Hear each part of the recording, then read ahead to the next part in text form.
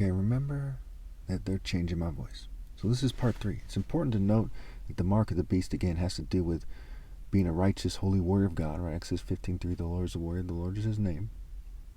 And obeying God through me, the top martial arts ever. Because again, I went over the talents in part 1, and the Babylonian astrologers, they're scientists, they're craftsmen, they're fake warriors who, are pagans and so on and so forth.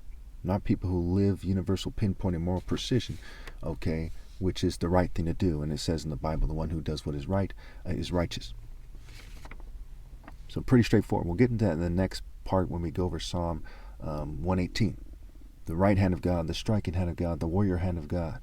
Right? The heavenly warrior defeats the beast. And see my Proof I'm Christ playlist to help you understand why I'm right about that. So Isaiah 44:13. The carpenter measures with a line and makes an outline with a marker. So he measures with a line and makes an outline with a marker. Well, he's a craftsman. We see that in Acts, right? The craftsmen opposed the disciples, right, for their pagan work. It's like Acts 19 or something. Okay, we see that the word marker is used. And there's boundaries, right, an outline. So the carpenter measures with a line and makes an outline with a marker. We see in Isaiah 28:17 it says, make righteousness and justice, right, the plume line and the measuring line and so on and so forth. Okay, and the hail will sweep away the lie. So he's making a lie. Okay, so the carpenter measures with a line and makes an outline with a marker. He roughs it out with chisels and marks it with compasses. Think about Freemasonry, right? With their trowel and their compasses, their famous symbols, right? And they're craftsmen. And they try to control people sexually. You see with Francis Galton, eugenics, and so on and so forth. He shapes it in human form in all its glory, that it may dwell in the shrine. So again, when you see the mark of the beast, it says the number of a man. If you look at the footnotes from Bible Gateway, it says, or humanity's number. So this person, this craftsman that they brought up, had shaped their idol, okay, in human form. Okay. In human form. And that's what Isaiah 44 is about. I'll let you read that on your own. Okay. It's about how these people are idolaters, they're cowards, they're betas. He says, let them try to stand against the people of God.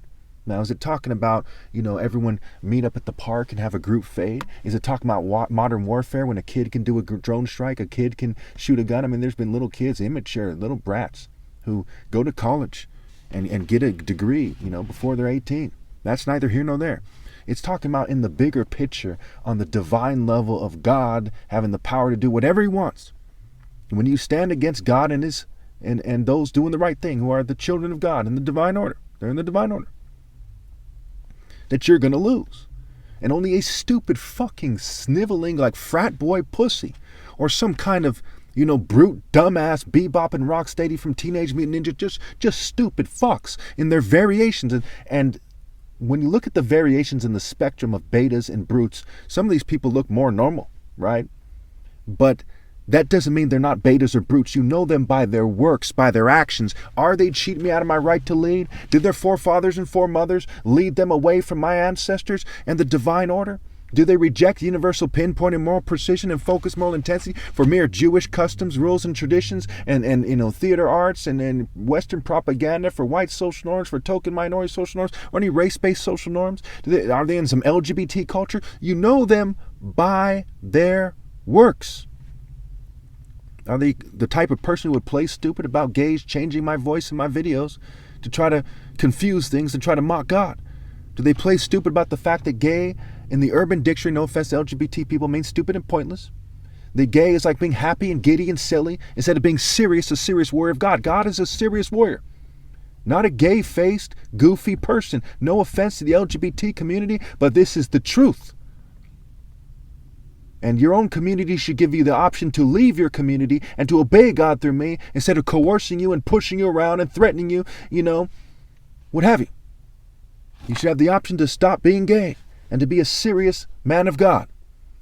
Being gay is a sexual orientation. Being moral goes far beyond an unnatural sexual orientation.